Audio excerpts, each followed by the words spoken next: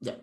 Entonces, lo que les estaba contando es que lo que vamos a ver de ahora en adelante, o sea, nos falta todavía ver un poquito más de lo que estábamos viendo, lo que eran estos métodos de pesca o métodos por recurrencia en una dimensión. Es decir, estábamos viendo cuando en el fondo el estado siguiente depende del pasado. Eso es lo que estábamos observando. ¿Ya? Y en ese sentido, cuando el estado siguiente depende del pasado, nosotros nos estábamos haciendo preguntas como, bueno, ¿qué pasa si el modelo lo cambio, si lo hago más complejo, etcétera, etcétera? Y una cosa que aparecía más o menos natural en esas preguntas era como preguntarte qué pasa con el sistema cuando la cantidad de iteraciones que haces se va a infinito, ¿ya? Y eso ahí aparece inmediatamente el concepto de límite. Me imagino que ustedes lo están viendo o lo han visto en alguno de sus cursos. ¿Han visto el concepto de límite, alguno de ustedes? Todavía no. Todavía no ven el concepto de límite. Ya, hay gente que de repente en los colegios tiene algún tipo de acercamiento a lo que es un límite y cosas de ese estilo. ¿Ya? Entonces, yo ahora les voy a introducir un poquito de dónde viene el concepto de límite. Yo se los voy a introducir de una manera bien histórica, por decirlo de cierta manera. La idea es que ustedes se emocionen y digan, oh, qué bien, vamos a ver límite, ¿ya? Entonces, el límite es una cosa súper importante en matemática y en ciencia en general, y es como, por ejemplo, si ustedes tuvieran que explicarle a un niño pequeño eh, cómo es la historia de las matemáticas, o sea, cómo son los contenidos de matemáticas, hay ciertos contenidos que te hacen saltar de nivel, por decirlo de cierta manera, el conocimiento, ¿ya? Es decir, por ejemplo, si ustedes piensan en enseñanza media, ¿ya? O en enseñanza básica, por decirlo, cuando los niños recién empiezan con todas sus cosas, le enseñan sumar, restar, dividir, multiplicar, le enseñan todas esas operaciones con números. Pero de repente hay un salto que se da por ahí en octavo básico, en séptimo básico o en primero medio, dependiendo, donde te introducen el concepto de variable. Te dicen, mira, aquí hay una letra, le vamos a poner una letra, que esta letra no sabemos qué valor toma y vamos a buscar su valor. Y te lo introducen una ecuación, una variable, y ahí ocurre un cambio. No sé si ustedes se acuerdan de ese periodo, pero ocurre un fenómeno bien extraño, que hay alumnos que a lo mejor le iba muy bien en matemática antes, y cuando empiezan a aparecer las letras, les empieza a ir mal. Y también al revés, alumnos que antes le iba mal, cuando empiezan a aparecer las letras, les va un poco mejor. ¿Ya? Es porque ahí ocurre un cambio, un salto en lo que se venía enseñando antes de eso. ¿Ya? Si pensamos en el contexto de la matemática general, a lo largo de lo que ustedes tienen que aprender, el límite es otro salto grande, ¿ya? Un salto bastante grueso y difícil de entender. Y aquí voy a tratar de explicarles de dónde viene y cómo apareció. Lo primero que vamos a hablar es de las paradojas de Zenón, ¿ya? Zenón es una persona que vivió más o menos entre 490 al 430 a.C., más o menos, ¿ya? ¿Viste? Por eso sí ocurren fenómenos como ese. Entonces, vamos a ver la paradoja de Zenón, vamos a ver la paradoja de la dicotomía, ¿ya? Entonces, acá tenemos la paradoja de la dicotomía. Dice que es imposible recorrer una distancia dada. Esto es lo que decía Zenón. Zenón lo demostraba así. Si Homero quiere recorrer una distancia dada, primero debe recorrerse la mitad de la distancia, luego la mitad de la distancia restante y luego la mitad de la que queda, etcétera. De esta manera nunca logrará llegar a la meta. Eso es lo que decía Zenón. ¿De acuerdo? Entonces, primero, la primera impresión que uno tiene cuando escucha este tipo de paradoja son cosas media como ilógicas, así como raras, ¿ya? Entonces, aquí les quiero mostrar un poquito gráficamente lo que Zenón estaba tratando de explicar en su paradoja. Y la pregunta es si ustedes están de acuerdo o no con Zenón. Entonces, acá es lo que dice Zenón. Aquí está Homero. Entonces, Homero parte en cero e inmediatamente llega a la mitad del trazo recorrido. Aquí estoy pensando que quiere recorrer 100 metros, por decir algo. Entonces Zenón llega a la mitad. O sea, perdón, Homero llega a la mitad. Pero si Homero llega a la mitad, podemos darnos cuenta que después tiene que llegar a la mitad de lo que le queda. O sea, primero llegó a 50, después tiene que llegar a 75, y después sucesivamente va a ir llegando a la mitad de lo que queda, la mitad de la mitad de lo que queda, la mitad de la mitad de lo que queda, y así sucesivamente. Entonces ahí pareciera que ya llegó, pero si hacemos un zoom y nos acercamos a ese punto, ¿ya? Fíjate que cambié la escala, hice un cambio de escala, ahora mira, estoy parado en el 99,6, pero todavía no llega. Entonces, justamente voy a dar otro paso para recorrer la mitad, y la mitad de la mitad, y la mitad de la mitad, y la mitad de la mitad, y la mitad de la mitad, y la mitad de la mitad. Entonces, puedo hacer otro zoom, y todavía no llega. Entonces, no sé si se entiende el concepto, pero la pregunta es, ¿llego finalmente al punto o no? Porque aparentemente, siempre que voy a recorrer una distancia, tengo que recorrer la mitad primero, y luego la mitad de la mitad, y luego la mitad de la mitad, y luego la mitad de la mitad. Y entonces Zenón plantea que aparentemente es imposible recorrer esta distancia de manera completa. ¿Ustedes qué opinan de esto?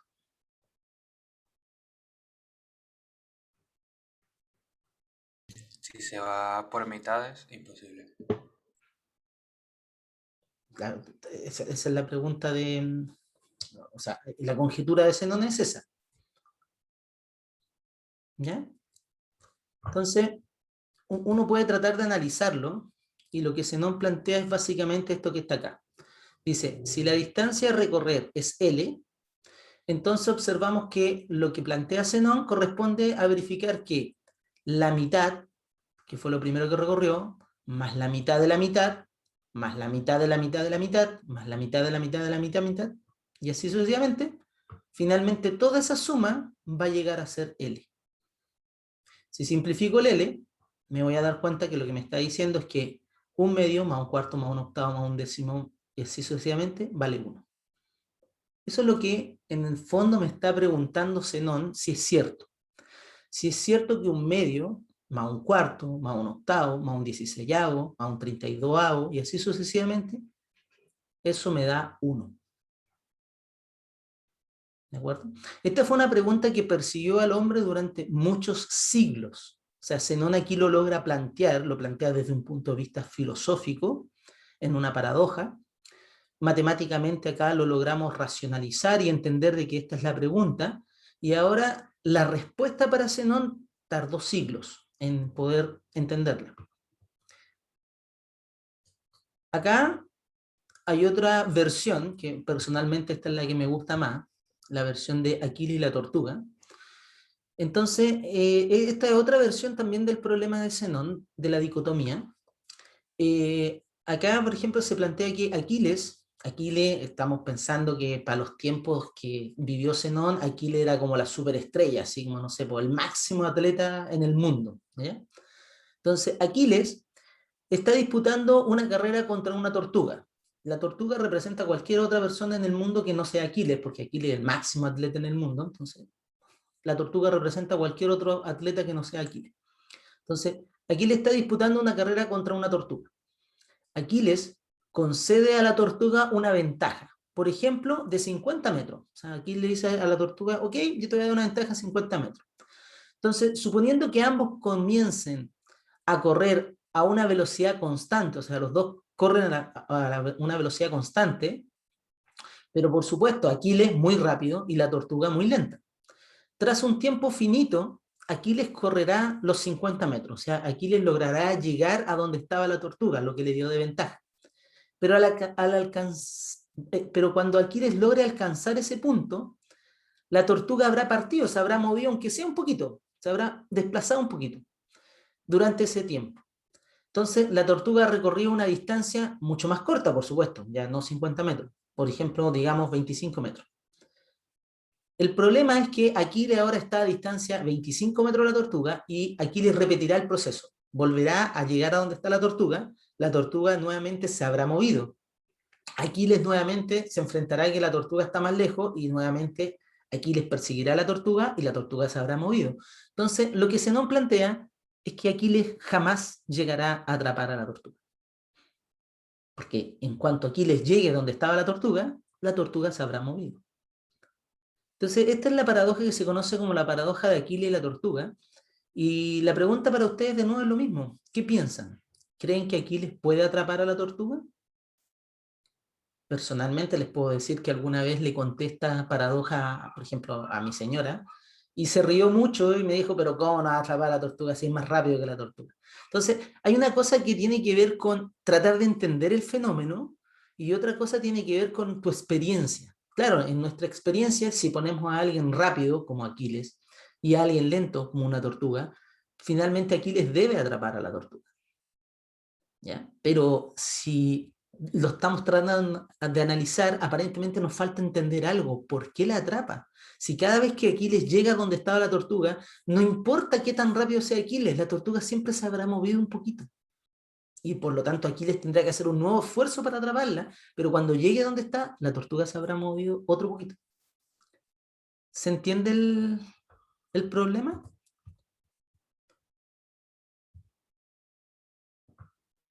Sí. ¿Ya? Aquí vamos a tratar de entender de nuevo a Aquiles y la tortuga. Entonces, acá en el primer gráfico, en azul estamos poniendo a Aquiles y en rojo a la tortuga. Entonces, aquí estamos considerando que Aquiles partió en 0, la tortuga partió en los 50 metros, pero en cuanto Aquiles se movió donde estaba la tortuga se movió. Estamos pensando que la tortuga tampoco es tan lenta. La tortuga corre a la mitad de la velocidad de Aquiles. ¿Ya? O sea, mientras que el poderoso Aquiles corrió 50 metros, la tortuga recorrió 25. ¿Ya? Entonces, de esa manera, podemos ir observando que a medida que esto va pasando, siempre Aquiles va saltando a la posición de la tortuga y la tortuga ¡pa!, a la otra posición. Y así sucesivamente. Entonces la pregunta es, de nuevo, si Aquiles atrapa a la tortuga. Podemos ir haciendo un zoom y nos vamos dando cuenta en el primer gráfico que siempre nuestra tortuga está adelante de Aquiles. Y Aquiles nuevamente se moverá donde está la tortuga y la tortuga se habrá movido a la mitad de lo que falta. Y así sucesivamente. Entonces, la pregunta de nuevo es si Aquiles logra o no logra atrapar a la tortuga. ¿Ya? No. Entonces, esa de nuevo es la pregunta para ustedes y es justamente parte de lo que uno tiene que tratar de entender. Déjenme hablarles de este otro gráfico. Yo creo que sí lo logra. O sea, hay dos cosas que son distintas. Una cosa es lo que nuestro análisis está tratando de mostrarnos y otra cosa es la realidad. En la realidad nosotros sabemos que alguien más rápido que otro lo va a atrapar. ¿Ya? Lo tiene que atrapar. Pero eso es por nuestra experiencia. Pero otra cosa es tratar de analizarlo y preguntarnos, bueno, ¿pero por qué lo hace? ¿Por qué logra atraparlo? Tú crees que sí, pero si hubiera aceleración. Pero piensa en el problema. Si tienes dos autos, uno más rápido que el otro, uno corre a 2 veces la velocidad del otro, ¿ya? Y el primero, el que es más lento, sale 50 metros adelante del otro, con velocidad constante. ¿Lo atrapa o no lo atrapa el otro? Sí, lo va a intersectar. De hecho, este segundo gráfico es el gráfico justamente de lo que aquí estoy tratando de representar son las velocidades. Es decir, en este caso, estos son el gráfico de posición, tiempo y posición. Es decir, se supone que aquí está tiempo y distancia. Aquí en este caso, estoy pensando que recorre un metro por cada instante de tiempo, entonces aquí les parte y va con su desplazamiento y va a llegar a los 100 metros en 100 segundos, por decirlo. ¿Ya? La tortuga parte a 50 metros y también llega a los 100 metros, pero también en 100 segundos, porque es la mitad más lenta, pero partió más arriba. Entonces aquí está distancia, tiempo. El gráfico distancia-tiempo, en el segundo gráfico. Y aquí podemos ver lo que pasa, o sea, Aquiles parte en 0, la tortuga parte acá arriba en 1, o sea, parte en 50, pero en el siguiente instante de tiempo, Aquiles estará acá, en la mitad, y la tortuga se habrá movido a su correspondiente mitad. Y así sucesivamente, cuando voy avanzando, Aquiles va persiguiendo a la tortuga, Siempre él moviéndose a la mitad de lo que queda y la tortuga habiéndose movido. Aquí abajo lo voy marcando con rayitas negras las posiciones. Entonces, si se van dando cuenta, esos son los instantes de tiempo. Aquiles cada vez va más cerca a la tortuga. Podemos ir haciendo un zoom incluso. Este zoom hace solamente el primer gráfico. Wow, se me olvidó hacerle zoom al segundo gráfico. Bueno, pero la idea es que acá se va viendo como esta escalerita debería irse pegando y debería irse como aglutinando o llegando a ese punto. ¿Ya? Esto es lo que les estoy tratando de transmitir, son las primeras preguntas de límite. Y como se dan cuenta, dividen a la comunidad. Hay gente que dice, no, pero obvio que tiene que llegar. Otro dice, no, me parece que ahí no está llegando, le está faltando algo. ¿Ya? Eso es un límite. Tratar de ver qué está ocurriendo cuando este proceso se repite infinitamente. ¿Qué está ocurriendo? Eso es lo que estamos preguntando. Fíjate que, ¿por qué quería graficar aquí el tiempo en la parte horizontal? Porque quiero que miren que lo que hace Zenón, esto es lo que hace Zenón. Zenón en el fondo hace un truco con el tiempo. Él divide el tiempo la primera vez a la mitad. Se pregunta, ¿qué pasa a la mitad del tiempo? Pero después lo divide en la mitad de la mitad, después en la mitad de la mitad de la mitad, y así sucesivamente. O sea, la fracción de tiempo que Zenón está mirando es cada vez tan chica, tan pequeña, que a eso se refiere, y que hay un límite, hay una cosa ahí que está ocurriendo ya cuando estás llegando a la cosita tan pequeña como tú quieras. ¿Ya? Entonces, de nuevo podemos hacer aquí un análisis, y podemos aquí poniendo aquí el lugar. Cuando se comienza, Aquiles está en 0 y la tortuga está en L medios. Luego, cuando estamos en la primera iteración que mira Zenón, Aquiles está en L medio y la tortuga se ha movido de L medio, se ha movido a la mitad de lo que le queda, que es L cuarto. Y así Aquiles se ha movido acá, la tortuga allá. Aquiles acá, la tortuga allá. Fíjate que siempre hay un elemento más que se va sumando. De nuevo, si consideramos L igual a 1, o sea, miramos esto solamente para una distancia, lo que tenemos acá es que si llamamos de A sub n es que es la iteración n, esto es la distancia de Aquiles en la iteración n, al principio está en 0, después se movió un medio, después un cuarto, y así sucesivamente hasta 1 partido por e, 2 a la n. Eso es la distancia que ha recorrido Aquiles en n iteraciones. La distancia que la tortuga ha recorrido en n iteraciones es lo mismo más un término más. Esa es la distancia de Aquiles y la distancia de la tortuga. Fíjate que no se repite esta suma, que era la de que estábamos viendo anteriormente en el problema de Homero. Entonces, por eso les digo que Zenón siempre juega con este mismo efecto.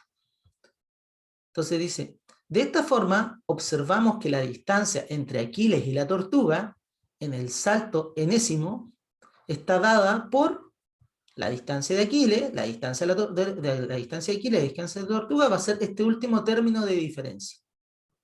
Un 1 partido por 2 a la n más 1. Entonces, lo que nos estamos preguntando es si cuando n es muy, muy grande, o sea, muchas iteraciones, si este término finalmente es 0. O sea, si finalmente Aquiles llegó donde estaba la tortuga. ¿Se entiende? Entonces, en el caso de Homero, lo que preguntaba Zenón es si esta suma va a llegar a ser 1. O sea, si voy a llegar al final del camino. Y en este caso, Zenón está preguntando si es que alguien que va un poquito retrasado llega donde mismo está el otro. Eso es lo que se está preguntando. Entonces, este es el punto de Aquiles y la tortuga. ¿Alguna pregunta hasta acá? Sí.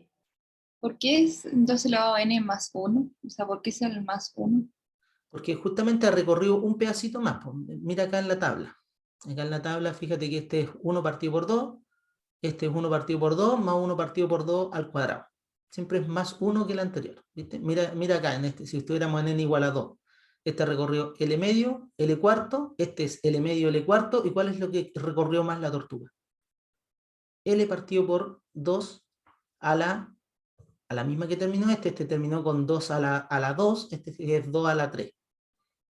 Este es 2 a la 1, 2 a la 2, 2 a la 3, este es 2 a la 1, 2 a la 2, 2 a la 3, 2 a la 4. Siempre uno más tiene este. Siempre la tortuga recorrió un pedacito más, y esos pedacitos que recorren siempre son de la forma 1 partido por 2 a la n, porque siempre es la mitad de lo que le queda. Entiendo. Gracias. ¿Ok? ¿Alguna otra duda, pregunta? Hasta aquí hemos llegado con la filosofía. Quiero que igual entiendan que Zenón, sin tener conocimientos profundos de matemática, ni mucho menos de esta notación de potencia, de fracciones, y no entender mucho de eso, las preguntas que hizo son súper fundamentales en matemática. Y son súper difíciles de entender en matemática. Ustedes hoy en día con una matemática moderna lo podemos entender en un par de minutos. Pero en la época que Zenón lo planteó, esto no tenía por dónde entenderse. Por eso tardó siglos en poder entender la pregunta de Zenón y en dar contestación a ella mucho más. Entonces ahora vamos a ver lo que es un cálculo formal. Formal, cuando hablamos de cálculo formal, estamos hablando de un cálculo que no tiene justificación. Simplemente veamos si funciona o no. ¿Ya? Entonces, veamos de manera formal lo que pasa de esta forma. Supongamos que el número, este número, o sea, supongamos que esto es un número, que realmente esto llega a ser algo, un medio, un cuarto, un octavo, un 16, un 32avo, y así sucesivamente, que esto llega a ser algo, vale un número. ¿De acuerdo?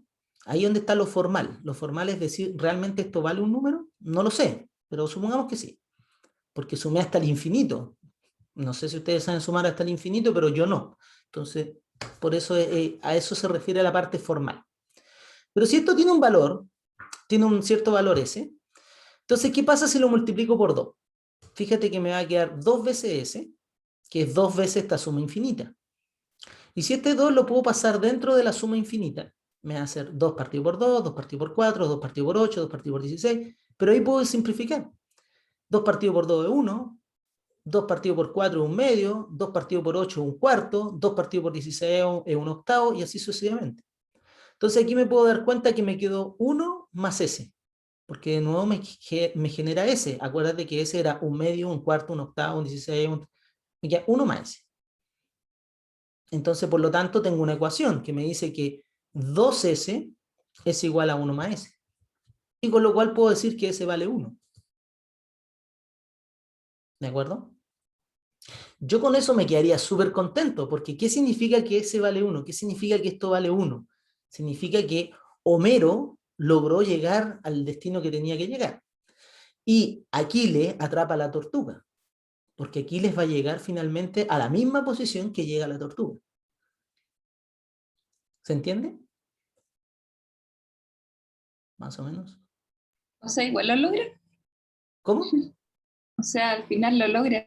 Claro, al final lo logra. Entonces, aparentemente, la matemática probaría que Zenón está equivocado, que finalmente Homero atrapa a la tortuga y que finalmente Aquiles atrapa a la tortuga y Homero finalmente logra llegar a su destino.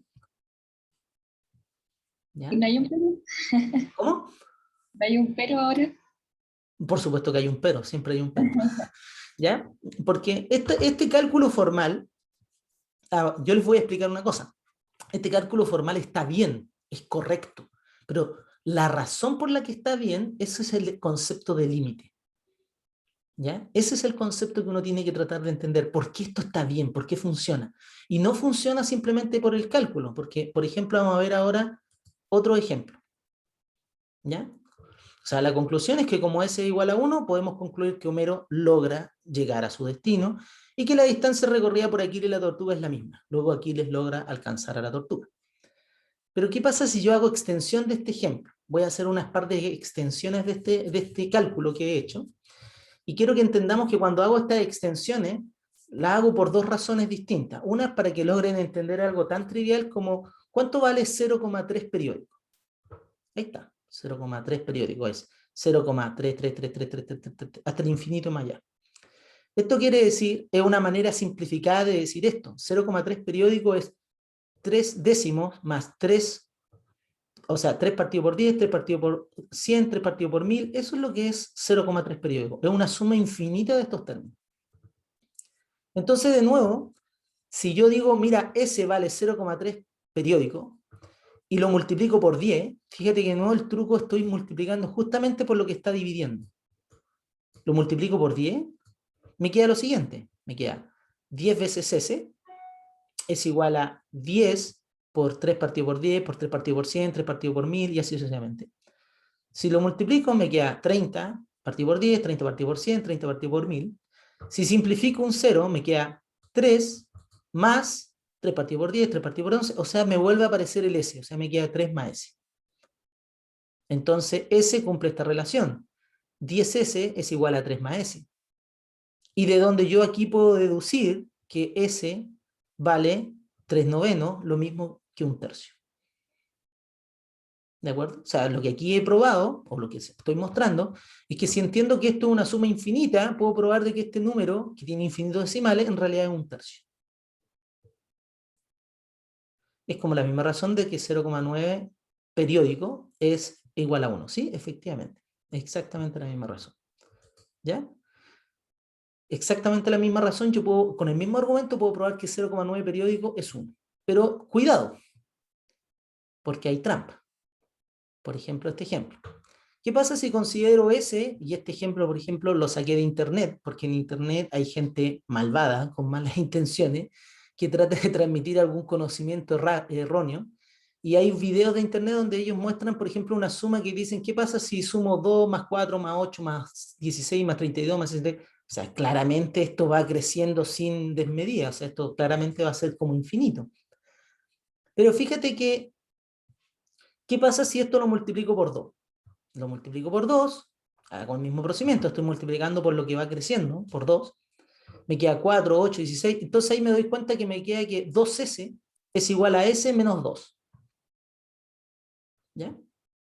Y de nuevo puedo simplificar y llego a que S es menos 2.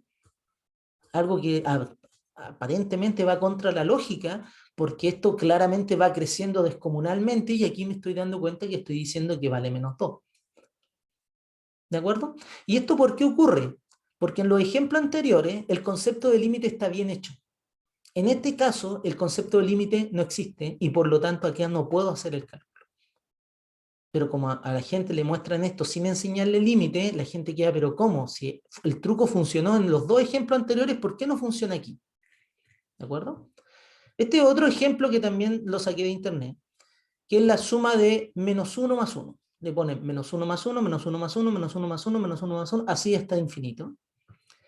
Entonces dicen claramente ese tiene que ser 0, porque menos 1 más 1 es 0, menos 1 más 1 es 0. Pero de nuevo viene, ¿qué pasa si a ese le sumamos 1? Entonces obtenemos 1 más s, es lo mismo que 1 más, menos 1 más 1, menos 1 más 1, menos 1 más 1. Entonces aquí, reordenando, me queda que esto vale menos s, y con lo cual obtengo que s vale menos 1/2, y con lo cual la gente dice, mira, he logrado probar que 0 igual a menos 1/2, y la matemática tiene una falencia, tiene algo que está mal. ¿Ya? Así que hay que tener cuidado con esto, porque en el fondo estos cálculos se pueden utilizar siempre y cuando el límite realmente exista. El límite, yo pueda estar llegando a algo. Y como yo no sé el concepto de límite, estoy ocupando cálculos que realmente no tienen justificación. ¿Ya?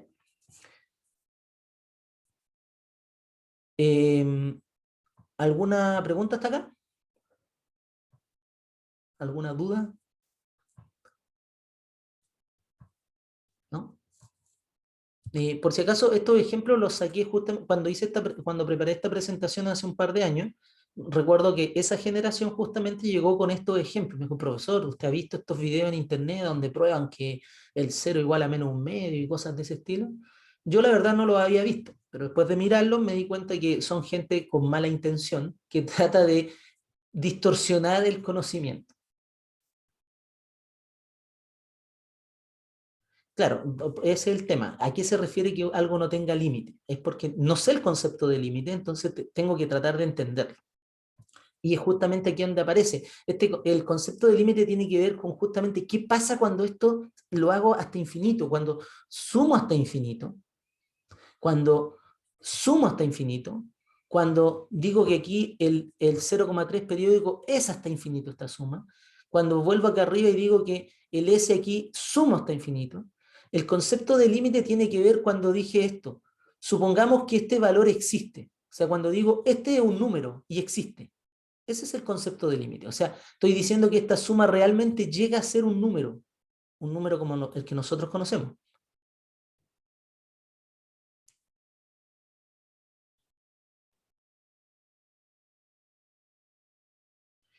Efectivamente, el punto es ese. El punto es decir, si esto llega a ser un número, es lo que estás, justamente lo que voy a explicar.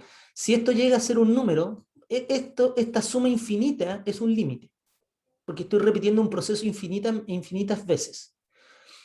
Esto es un límite. La pregunta es si este límite llegó a ser un número. Si ese es el caso, llega a ser un número, entonces decimos de que ese límite existe y entonces podemos trabajar con él.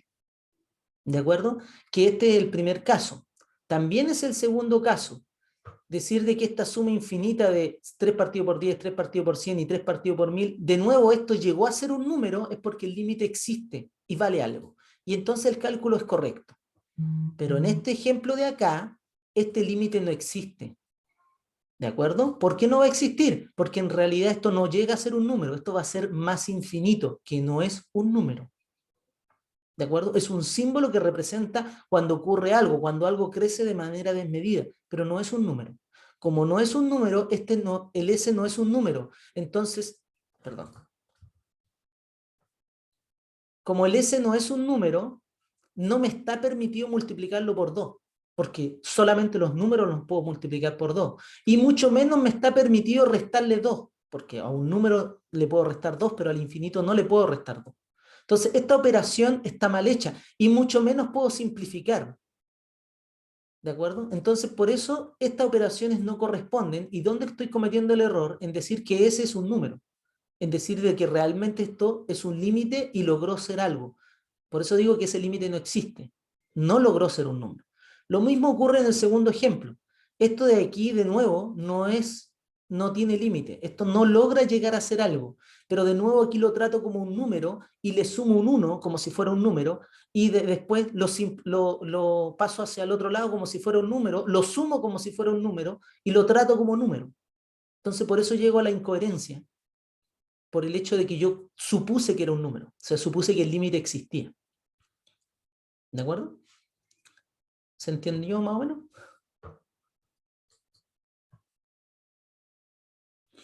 Sí.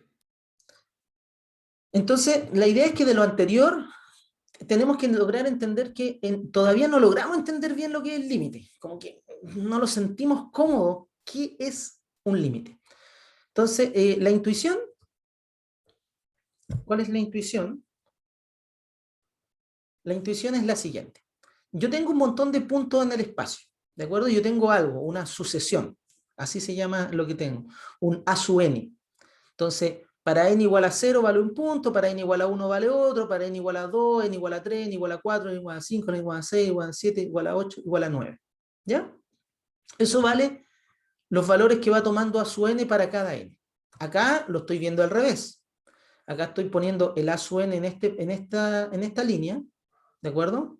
Y solamente aquí estoy viendo los valores que va tomando, es decir, tomó el primer valor, que valía acá, podemos mirarlo, 5,4, por acá, 5,4.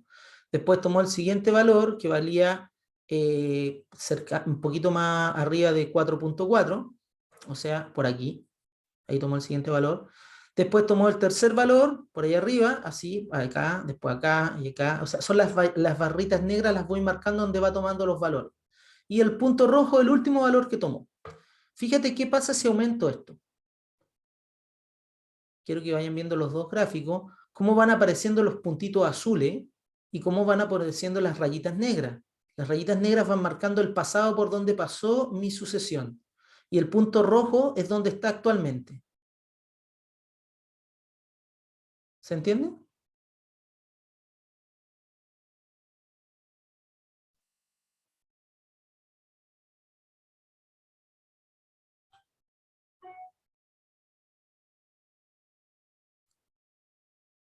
Entonces, la pregunta de límite es si esto finalmente se está llegando a un valor, si finalmente esto está llegando a un valor cercano, si finalmente esto no se está moviendo, se está acercando a un valor.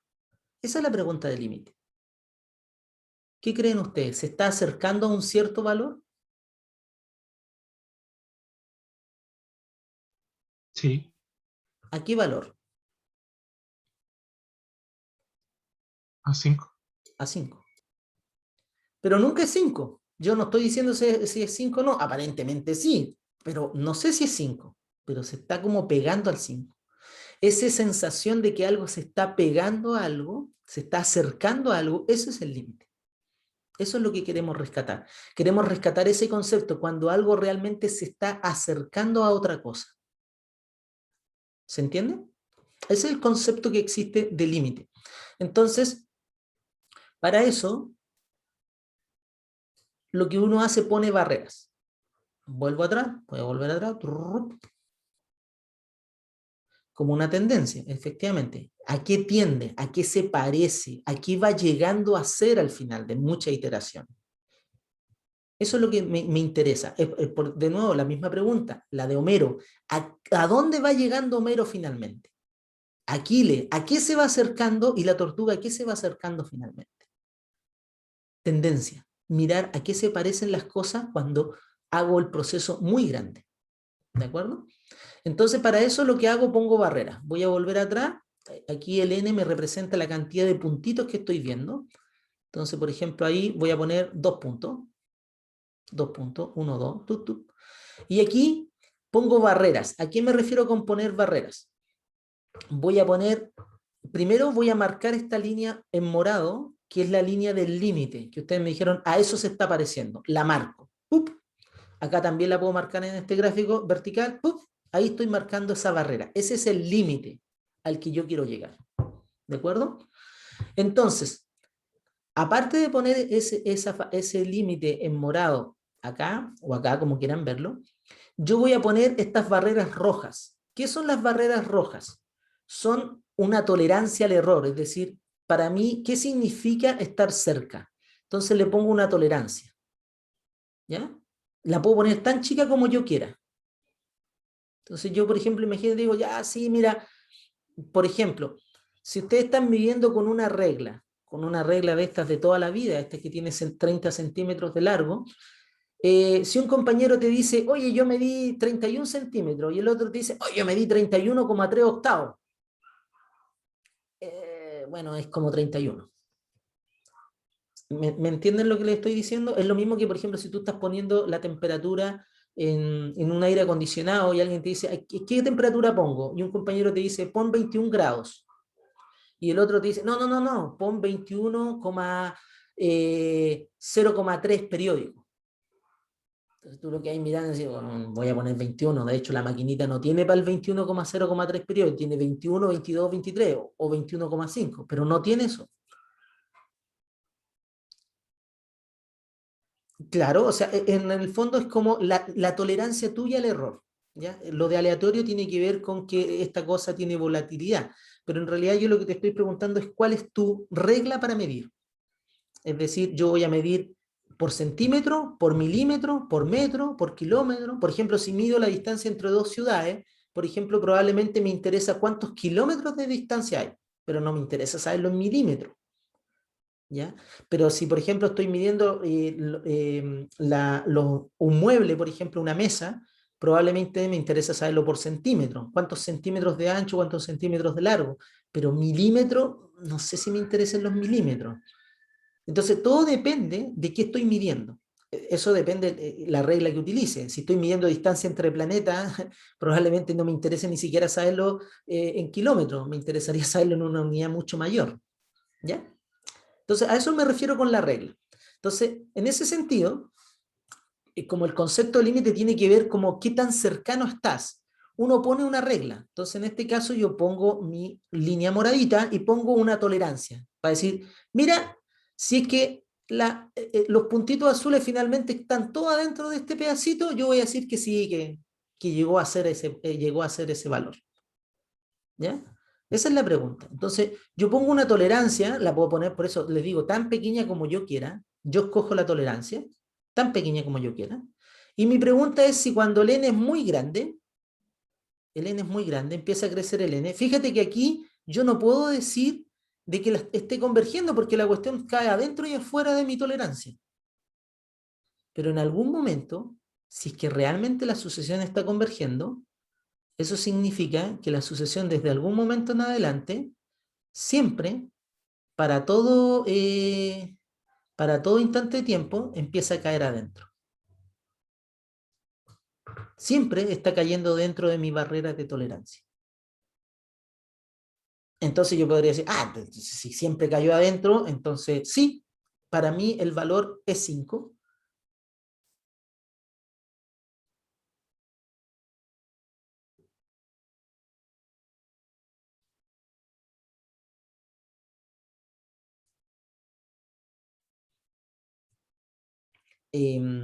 Sí, Joaquín, o sea, sí, coloquialmente uno dice que uno partido por infinito es 0, pero te quiero volver a recalcar que el infinito no es un número, es un concepto, ¿ya? Entonces, en realidad, por eso, como es un concepto o un límite, como a la gente le gusta a algunas personas decirlo, hay distintos tipos de infinito, ¿ya? Es como, por ejemplo, si yo te preguntara, ¿cuántos números naturales hay? Infinito. ¿Qué me responderías tú? Infinitos. Infinito. ¿Cuántos números enteros hay? Infinitos también. Infinito. ¿Cuántos números irracionales hay? También infinitos. Infinitos. Ahora, ¿cuál es más grande? ¿El número de enteros o el número de naturales?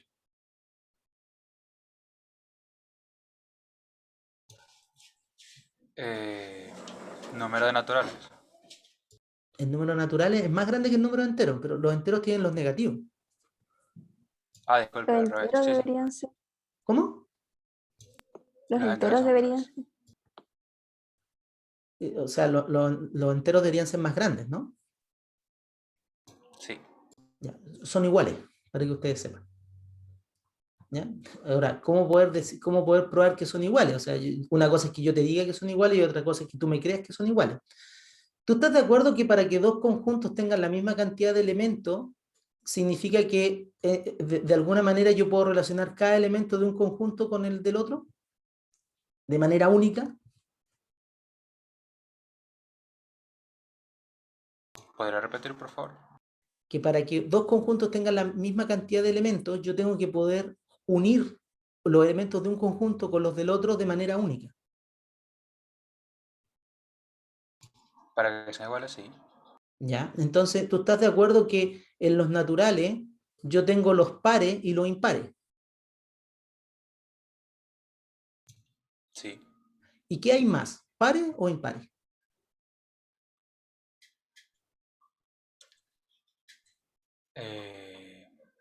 Impares, porque ahí está el 1 y es uno más. ¿De acuerdo? Pero son infinitos. Entonces, si tú lo piensas, Sí. por un lado tienes 2n y por el otro lado tienes 2n más 1. ¿Ya? Entonces, yo te pregunto, ¿n lo tomo dónde? ¿Dónde tomo el n? En los naturales. Si el n recorre los naturales, te estoy diciendo, si el n recorre todos los naturales, estoy suponiendo que los naturales incluyen el 0, para que no haya problema. Si el n recorre todos los naturales, desde el 0 hasta el más infinito, el n, el 2n, recorre a todos los pares. Sí. ¿Y el 2n más 1 recorre a todos los impares?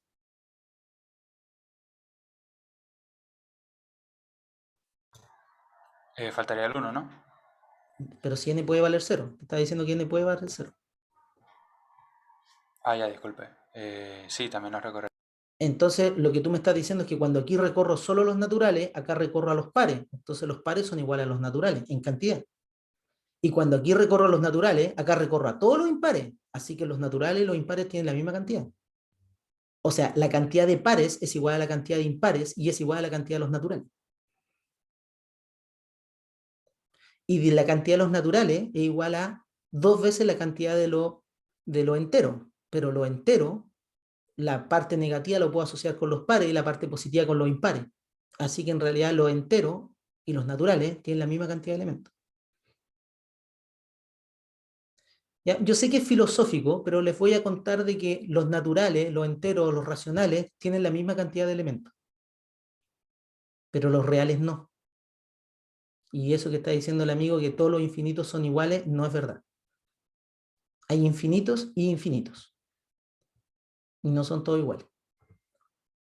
¿Ya? Y por ejemplo, por decir algo, el intervalo 0,1 de los reales, ¿cuántos elementos tiene? Infinito. ¿Están de acuerdo? Sí. Ya. ¿Y ustedes qué creen que esto tiene? ¿Que esto tiene más o menos elementos que todos los reales?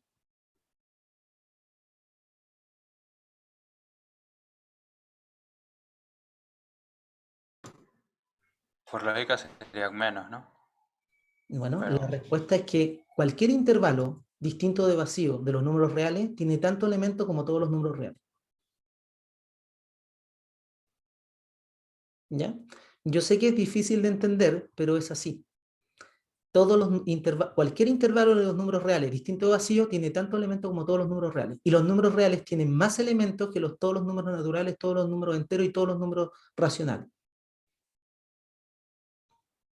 ¿Ya? Así que el concepto de infinito es bastante diferente y difícil de entender. Por eso les decía, no es un número. No lo puedo sumar, no lo puedo multiplicar, no lo puedo dividir. De hecho, aquí el mejor ejemplo es esto. La cantidad de elementos de los números naturales se suele denotar con una letra que se llama Aleph, y la gente le suele poner Aleph 0. Aleph 0 es la cantidad de elementos que tienen los números naturales, que es la misma que tienen los números enteros, que es la misma que tienen los números pares, que es la misma que tienen los números impares, que es la misma que tienen los números racionales. Aleph 0. ¿Ya? Y se puede probar de que los números reales no tienen Aleph 0. Tienen más que Aleph 0. ¿Ya? Pero eso es, por ahora, harina de otro costal. Ya, vamos a seguir con lo de límite por ahora. Yo sé que el tema este puede ser apasionante, después les voy a ir dando más datos respecto a esto, pero el tema del límite es el siguiente. Como les vuelvo a decir, uno marca el límite, uno pone una tolerancia y uno quiere saber si quedé atrapado adentro o no. Eso es lo que uno quiere saber. ¿Ya? Uno quiere saber si quedé atrapado finalmente entre estas barritas. Si eso es así, si yo puedo garantizar de que de algún n en adelante siempre quedé atrapado en estas barritas, entonces yo voy a decir que sí, que estos puntos realmente tienen límite y el límite es la línea púrpura. ¿Ya? Entonces el concepto de límite es el siguiente. Si tú me dices cuál es la sucesión de puntos, me dices cuál es el límite, la rayita púrpura, y yo puedo probar que para cualquier holgura o cualquier ancho que yo ponga de las barritas rojas, yo soy capaz de encontrar que de algún elemento en adelante siempre la sucesión está atrapada entre estas barritas rojas, entonces efectivamente tiene límite y el límite es la púrpura. El real más grande, el número de, o sea, en matemática, bueno, en matemática hay una área de la matemática que se dedica a ver lo que se llama cardinalidad de un conjunto. La cardinalidad de un conjunto es el concepto de decir cuántos elementos tiene, ¿ya? Entonces, hay un área de la matemática que dice cuántos elementos tienen los naturales, ya, eso no son números, se llaman cardinales, no son números, se llaman cardinales. Ahora, si los conjuntos tienen una cantidad finita de elementos, 10, 20, 30 millones, 40 millones, efectivamente el cardinal es un número, ¿ya? Y este cardinal representa cuántos números tiene el conjunto. Ahora, si el conjunto tiene infinitos elementos, el cardinal no es un número, es un concepto. Este concepto, este elemento, yo puedo compararlo, puedo preguntarme si un cardinal es más grande que otro, pero no puedo, o preguntarme si son iguales, pero no puedo sumarlos, no puedo restarlos, no puedo multiplicarlos, no puedo hacer eso. ¿Ya? Y lo que se sabe en particular es que, por ejemplo, el cardinal de los números naturales, que se suele denominar Aleph 0, el cardinal de los números naturales es igual al cardinal de los números pares. ¿Ya? Eso se puede probar. Se puede probar que también tiene que ser igual al cardinal de los números impares. ¿ya? Y se puede probar que también es igual al cardinal por ejemplo, de los racionales o de los enteros. Ahora, lo otro que se puede probar es que este número necesariamente es menor estricto a el cardinal de los números reales. Es menor estricto el cardinal. ¿Ya? Lo que no se... ¿La cardinalidad de los números naturales también igual a la cardinalidad de los irracionales? No, no, ¿No? Ah. no. Los irracionales son brutalmente más que los naturales y que los racionales. Hay una ¿Y cantidad. los reales es más grande, la cardinalidad de los reales es más grande que la de los irracionales? La cardinalidad de los reales, eso no lo sé. No, no lo sé. No, no lo sé. Me parecería que me parece que sí, pero no estoy seguro. ¿Ya? Pero la de los reales, por lo menos, sí es más grande. Ah, y la de los reales es igual a la cardinalidad del intervalo 0,1. La cardinalidad de los reales es igual a la cardinalidad del intervalo 0,1. ¿Ya? Eso es lo que uno puede saber. Lo que uno no sabe es si entre la cardinalidad de los reales y la cardinalidad de los naturales, si es que yo pongo algún elemento ahí en el medio, hay un conjunto que tiene cardinalidad entre esos dos. Eso es lo que no se sabe. Hay gente que asume que sí, hay gente que asume que no.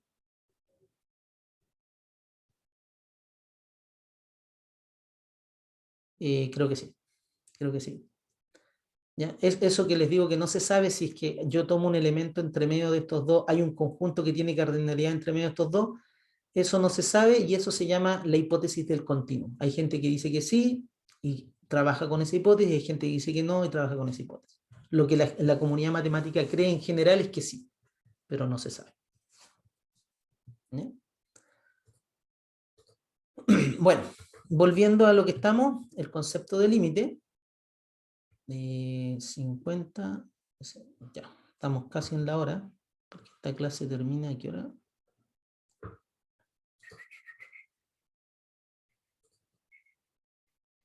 A las 12:05.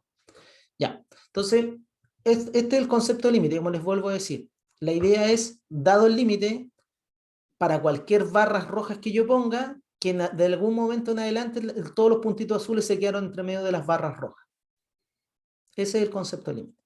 Entonces, la definición, que a los humanos nos tardó cientos de años en poder entender esta definición, uno de los matemáticos que presentó esta definición es Weierstrass.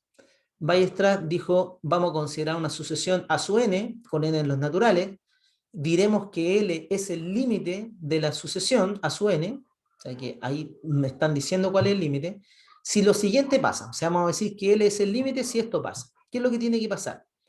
Que para cualquier epsilon mayor que 0, esto representa la barrera roja, para cualquier barrera roja que yo coloque, siempre existe un n, 0, este es el instante desde el cual siempre voy a quedar entre medio de la barrera roja, siempre existe un n0 mayor que 0, tal que para todo n mayor que n0, o sea, de ahí para adelante, siempre mi sucesión menos L, su distancia máxima es este error, esta tolerancia, esta línea roja.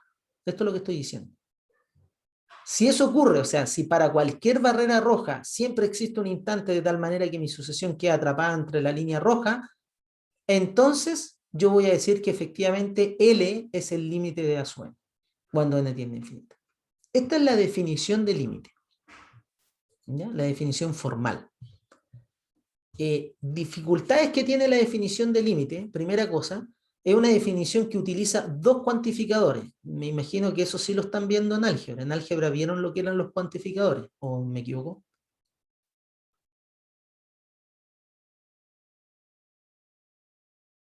¿Sí? En introducción al cálculo. Claro, esta es una definición que tiene de impertía un problema que tiene dos cuantificadores, anidados. Segundo, tiene una inecuación. ¿Ya? Entonces ya tiene hartos problemas. Y tercero, y esto es lo más importante, que a la gente esta definición le costó mucho entenderla y estar de acuerdo con esta definición. Porque esta definición me dice que para yo decir que L es el límite de algo, ¿de acuerdo? Alguien me tiene que decir quién es el L. O sea, esta definición no te dice cómo calcular el L. te está diciendo, si tú quieres verificar que el L es el límite, tienes que verificar esta proposición. Pero el L tú tenés que calcularlo de otra manera. O sea, no te dice cómo obtener el L. Entonces, en ese sentido, mucha gente decía, no, esta no puede ser la definición de límite, porque el límite debería ser algo que yo pudiera obtener a partir de los A sub n, yo poder obtener este límite, pero no esta proposición que aparentemente el L me lo dio alguien y yo lo verifico nomás. ¿De acuerdo? Entonces, aquí aparece una dificultad muy grande que la gente quería obtener el límite y no verificar que fuera el límite. ¿De acuerdo? Entonces aquí viene un problema con la definición. Por eso les digo que es un concepto difícil de entender. Entonces, el límite de una sucesión es uno de los conceptos más antiguos del análisis matemático. La línea de análisis matemático parte básicamente con la definición del límite, lo que se llama análisis. Es el valor al que tienden los términos de la sucesión cuando n toma valores muy grandes. Ese es el concepto de límite. El límite va a ser a qué cosa va a tender mi sucesión cuando el n toma valores muy grandes. Y se representa mediante esta fórmula. O sea, cuando yo digo límite de a sub n cuando n tiende a infinito, yo estoy hablando de un número, y este número, L, debe verificar esta proposición que está aquí arriba. Y esto se lee límite cuando n tiende a más infinito de a sub n. Así se lee esto. Límite cuando n tiende a más infinito de a sub n.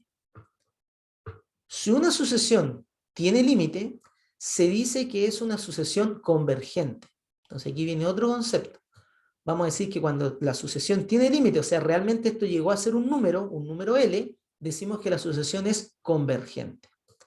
Y que la sucesión convergente tiende al límite. O sea, vamos a decir que el a sub n tiende al límite. Típicamente hay gente que anota eso como a sub n, le pone un a, un n abajo, y le pone una rayita aquí, una flecha, y dice a sub n tiende, y aquí anota el límite. Es otra manera de anotar lo mismo. ¿Ya? En caso contrario, la sucesión es divergente. O sea, si no converge, si no llega a un valor, uno dice que la sucesión es divergente, no converge. ¿Ya? Entonces, en particular, si esto llega a ser más infinito o simplemente no llega a ser un número, simplemente diverge. No es que nosotros digamos que el límite vale más infinito, diverge. ¿Se entendió hasta aquí el concepto de límite? Más o menos. ¿Alguna pregunta? ¿Dudas?